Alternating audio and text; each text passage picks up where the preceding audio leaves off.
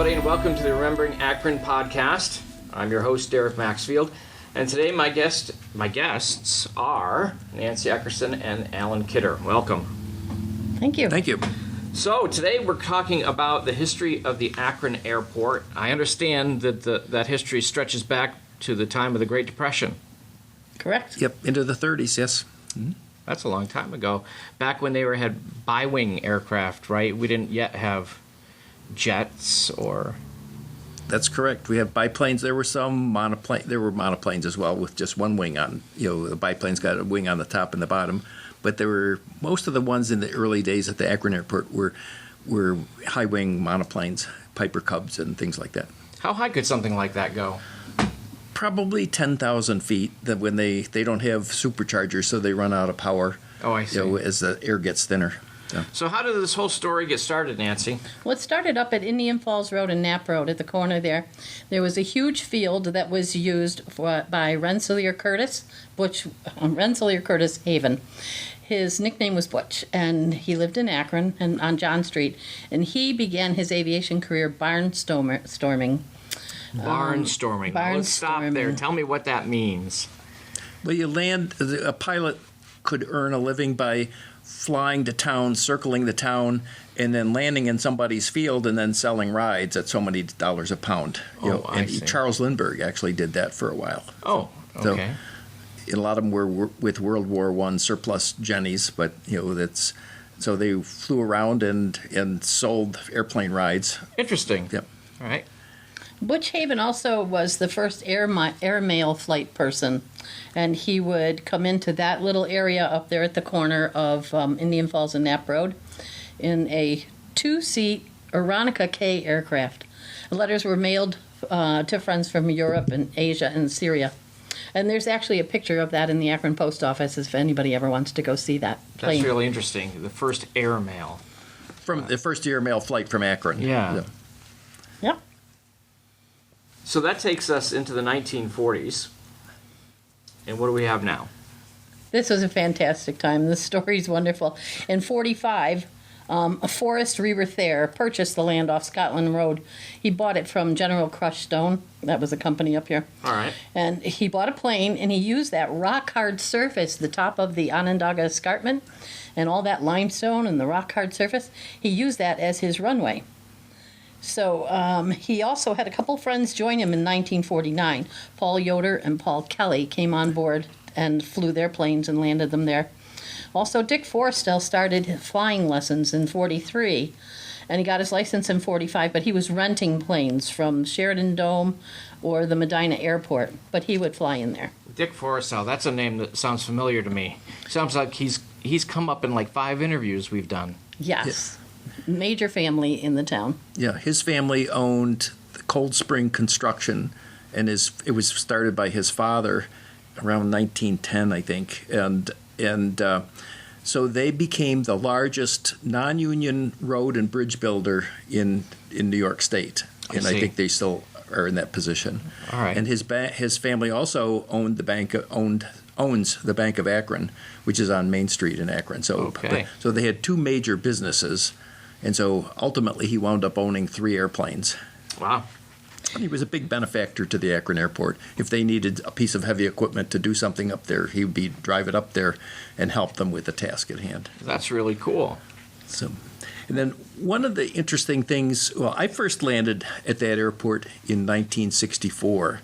My father was teaching me to fly, and I landed there, and it was just one big grass strip. It was like 3,300 feet long and just a big wide field. And we practiced there because it was an easy place to land with a tailwheel airplane. It was landing on grass is more forgiving than landing on pavement. And so we landed there, taxied off, and Frosty Thayer's airplane was there. He had a yellow and white Cessna 170 4-seater, and they were refueling it. And they had a 55-gallon drum and a hand crank pump to pump it from the 55-gallon drum into the airplane because there wasn't even any electricity up there. Oh my! And there was one small shack that they were using as the office. So. So what was going on at this airport during World War II? Well, we're back in the 40s again. Dick Eulenberg, another very prominent citizen in Akron. He owned Renn's Auto Parts and Service at the bottom of Main Street. Okay. He joined with Frosty up there, he had an Aeronica 7 AC, and he later sold that to Frosty.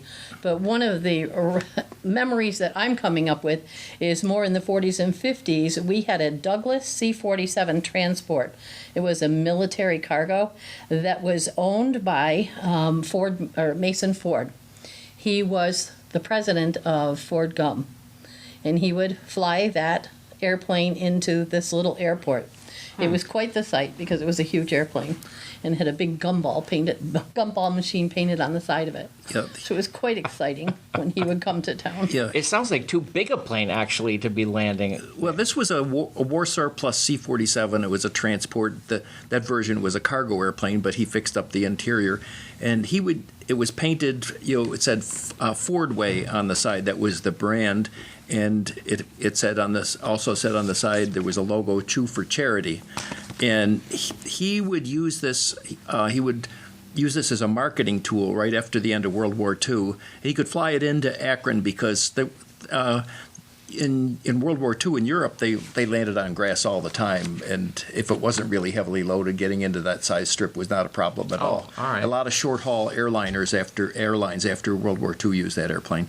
But he used it for marketing, and he would take gumball machines and gumballs, and he would fly to Indianapolis and meet with the local Kiwanis, sell them gumball machines, and they would sell the gum to raise money for their charity. That's interesting. And so they did that all over the country. I have a picture of his airplane at the San Francisco airport, and I've had a picture of it at the Buffalo airport. Did you actually ever see the plane yourself? I did once. When I had to been in elementary school. It was probably the late 40s, and my father took me into Buffalo Aeronautical Corporation. That was before Pryor, and we were walking through the hangar, and I look up at this big airplane, and it said Ford Way on the side of it. And my father explained that it was owned by Ford Gum, and I was just a little kid, and it was really a big airplane. From my perspective, I was probably Right. 8, but he would fly it all over the country, marketing.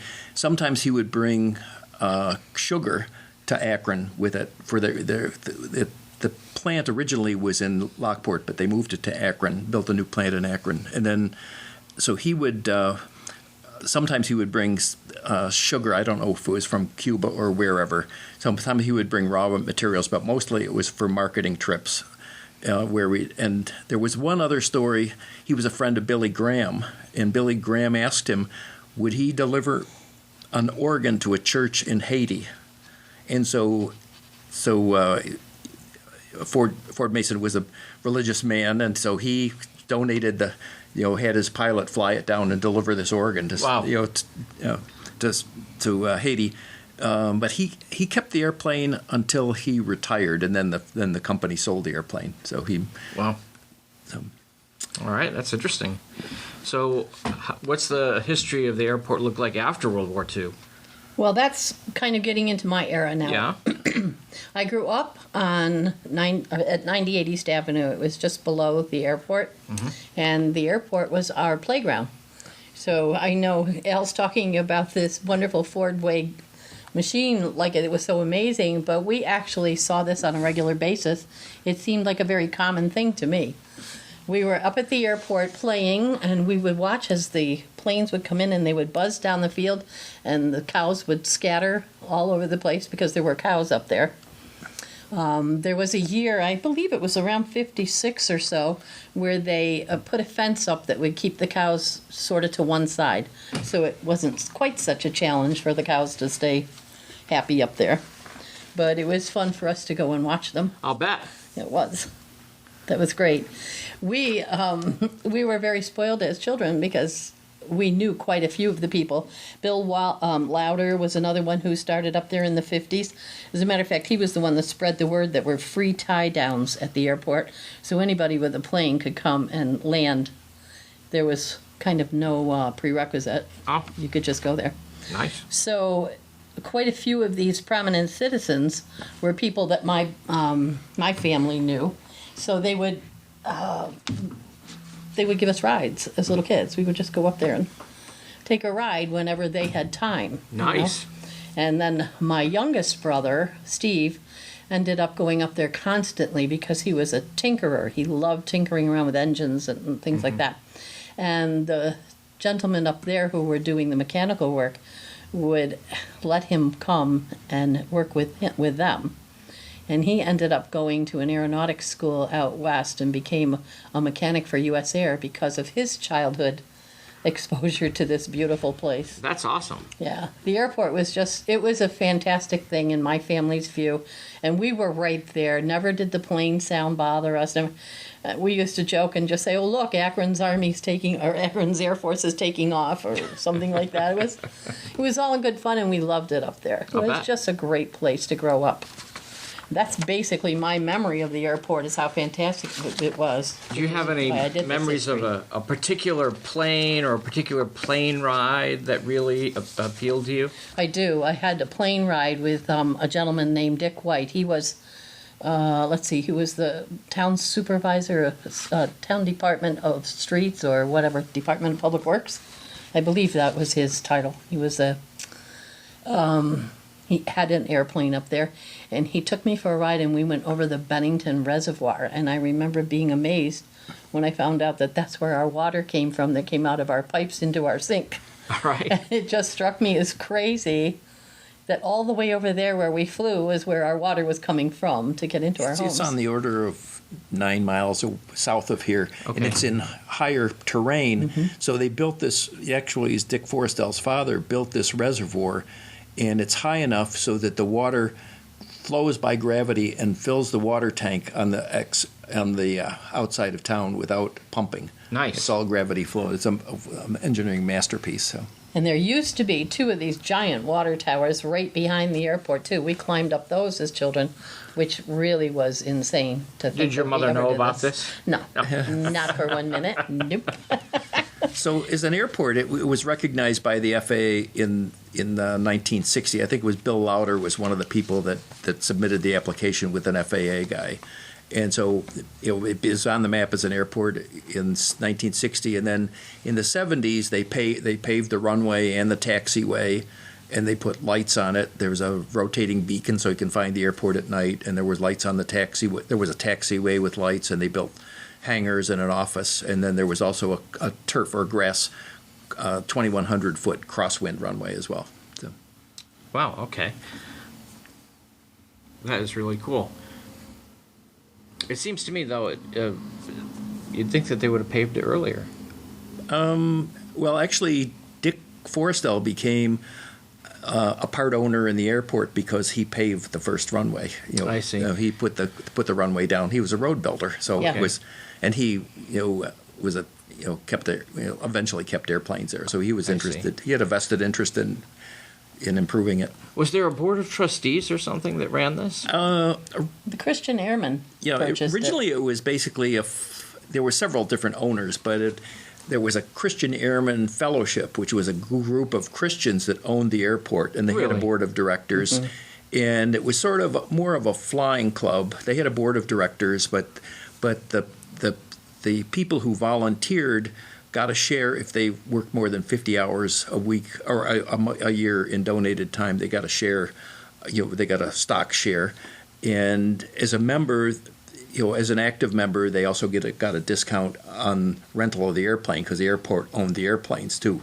So there was a hook in terms of getting people to volunteer their time because then they would get a discount on the rental rate for the airplane. I see. And how is it organized today? It became, they had to reorganize it. There were some tax issues, and so they reorganized it as the Christian Airmen Incorporated, which is what it is now. It had several private owners before it became the Christian Airmen. And then, so it's still, there's a board of directors. I'm on the board, and so there are corporate bylaws, so it's a regular corporation now, and so there's a board of trustees that has 9 members, and then they meet monthly, and they have an annual meeting with the shareholders. So. And who runs it day to day? Is there a manager or a director? Yes, the chairman of the board. There's been a series of managers. Carol Hill was on the board. Well, she was the office manager, and then there was another guy, Don Trainer, who was. So they kind of co-managed the airport, and then Don died about 5 years ago, and so Carol became the airport manager. And early in 2019, she resigned. So the guy that was chairman of Joe Erb was a chairman of the board. He became the airport manager. So, and then they've hired he became the airport manager, and then they recently hired an office manager. And then there are some part-time people that work there too. I see. So just logistically, for somebody that's not well versed in airports and such things, I know that at the big airports there are control towers, and that's how you communicate where various planes are. So how would a plane coming near the Akron Airport get permission to land? They don't need permission. There's no tower.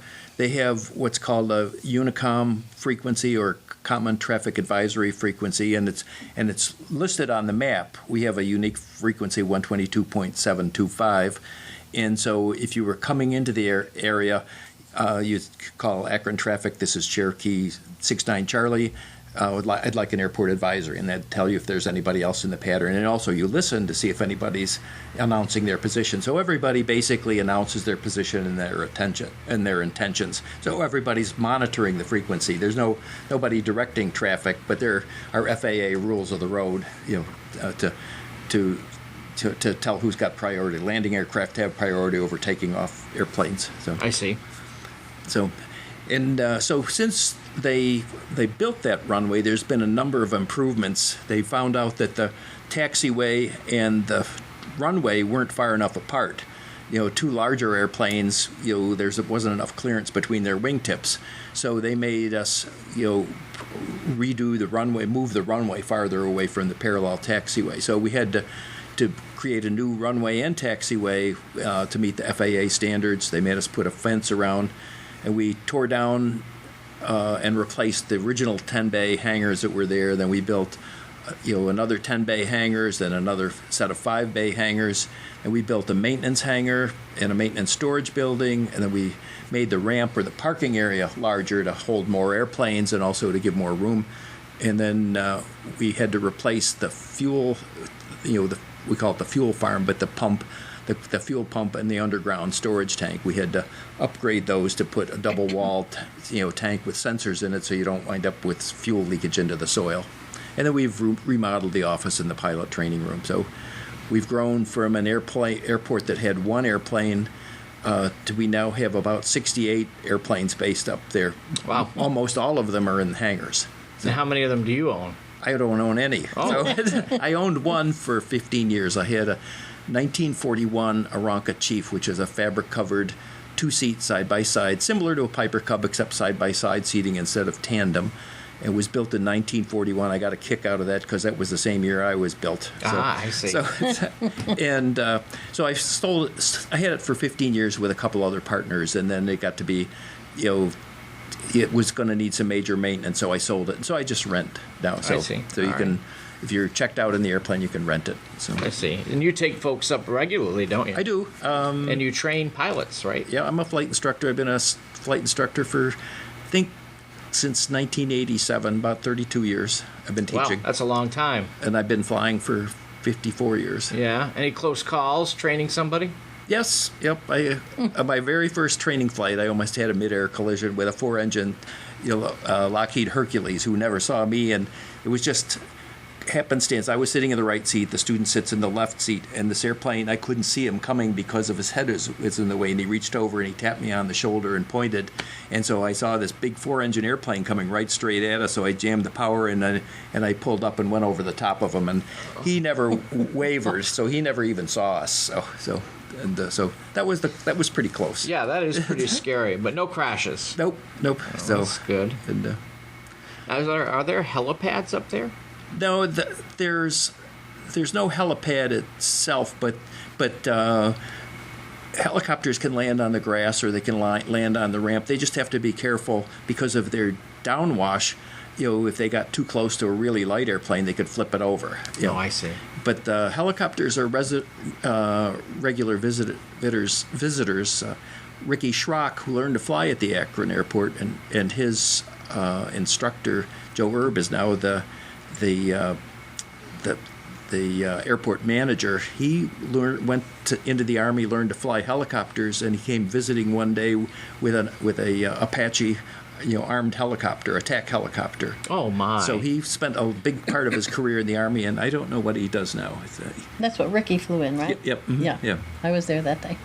Yeah, and the other regular helicopter, there's some private helicopters that come in, and we had one for a couple of weeks that was inspecting power lines, and so they would, they actually had a platform, that the guy could, if he needed to do something, he could reach out, but they mostly did inspection from close up. I see. And then Mercy Flight is a regular visitor for us. They come and practice. They've got a new pilot. They check them out and they land there. But it's a good place for them to practice and keep their proficiency. And they land there day and night. And it's a good safe place for them to practice because it's a big flat area. There's no trees around. They can turn the lights on in the runway. There's that unicom frequency. If you click the microphone 5 times, all the runway lights and the approach lights come on for about 20 minutes. And I see.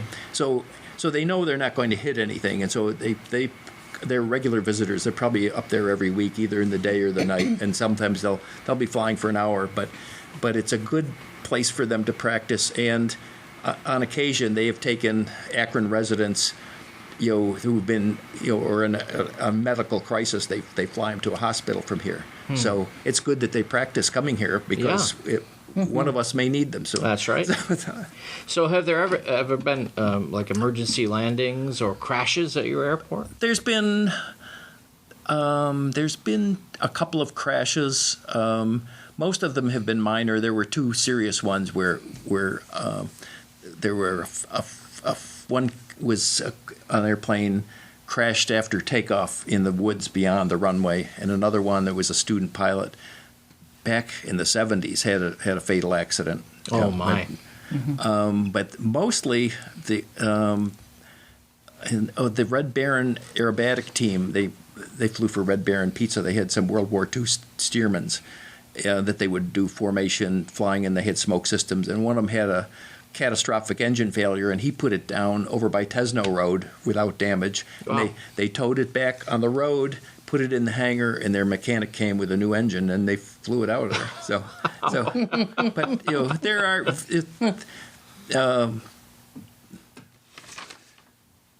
We've had some other visitors, too, that I want to just intercede here for a second. Okay.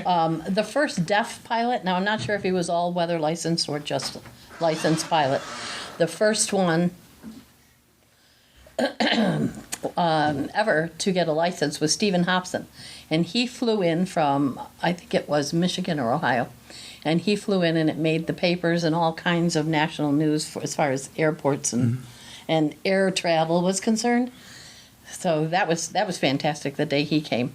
We also had a lot of people who would come in. I think this is interesting because it affected the community. We would have business people come in to meet with Ford Gum or to meet with Stripit or whatever. And they would fly in, we would pick them up, they come down and have lunch at the Akron House, and then they would go meet with whoever they were going to do. That's when my ex-husband and I owned the Akron House. So the airport was actually helping our business too. Oh, nice. And it was really nice to see the community be affected by it. And the other thing I wanted to bring up, which I know Al will be able to talk more about, is the skydivers, because that was a huge attraction for years and years. You want to talk about those clubs? We've had 2 group of skydivers here. When I came in 73, we moved here, and there was a Niagara Frontier skydivers, and they did a lot of jumping right onto the airport. And they had one incident where a student jumper landed right at the end of the approach, right at the end of the runway, and there was an airplane landing. And the airplane that was landing, a Piper Tripacer, he pulled up and went over the guy with a parachute and wound up dragging him. And so both of them, nobody got killed, but both of them went to the hospital with broken bones. And so that was the end of that group of skydivers. And then More recently, they had the Western New York Western New York Skydivers with Tim Allen's group, and they were here for several years, and now they've moved to the Pine Hill Airport, sort of between Albion and Medina, and it's a better fit for them because there's not so much noise concerned around where they're more out in the country, and there's not really a lot of flight training, so it's a better fit for them. I see. What is the nearest airport to here? From Akron, there's one in Royalton. Buffalo Airport is probably the closest one. There's one in Lancaster on Walden Avenue. There's one at Buffalo Airfield, which is in Gardenville. So there's a bunch of little airplanes or little airports around here, but we're probably the busiest one. All right. So that's really quite a good history of the Akron Airport. I want to thank both of you, Nancy and Alan. There's a couple of other things I'd like to talk about. Okay. One of them is the number of people, the impact of the airport. Okay. With the number of we have between the people that work at the airport, in the office and fuel the airplanes and pull the airplanes in and out. There's and the flight instructors, there's I think 8 flight instructors, and they're part-time. They are independent contractors. They're independent contractors, and so there's 13 part-time and 2 full-time people that work up there. Both our office manager and Rose Aviation, where they do. It's an aircraft shop. So there's people in the community, plus I think the important thing is the number of careers that have started here. There's at least 45 people who learned to fly at the Akron Airport and then went on to a career in aviation. There's of what we know, there's like 15 airline pilots that fly for major airlines. There are 9 military pilots, 11 corporate pilots, a flight instructor, a charter pilot, an air traffic controller, and then there are 8 apprentices at the maintenance shop that have become airframe and power plant mechanics. So there's a big impact on the community. I guess. And then my brother, the U.S. air mechanic. Yes, yeah. And some of the local people from right in the Akron community. Mike McLaren flies for Southwest. Jared Cummings flies for the Air Force and for United. Joe Erb used to fly for Bosch and Lohm before they moved their airplanes. Kyle Randall is an Air Force pilot. He flies the F-15 Strike Eagle. Ricky Schrock, the Apache pilot. Aaron Conley, he grew up in Akron, worked behind the counter as a teenager, and now flies for both the Air Force and the airlines. Dan Parzak grew up in Akron, and he flew for Shuttle America. Her brother Steve Eckerson is became a mechanic for U.S. Air, and then Dave Wakeman's stepson Tom McAllister flies for Executive Jet, and then Jason Geddes, who grew up in Akron, he flies F-18s for the Navy. So there's a lot of impact on people's careers. I would say. So that's a pretty successful airport you got here. So yeah, it's a jewel. It is. It's a blessing for this community. Well, on that note, we will thank both of you, Nancy and Alan, for being with us, and we hope that you'll join us for another podcast here on Remembering Akron Project. Thanks for listening in, and remember to tune in to the next episode of Remembering Akron.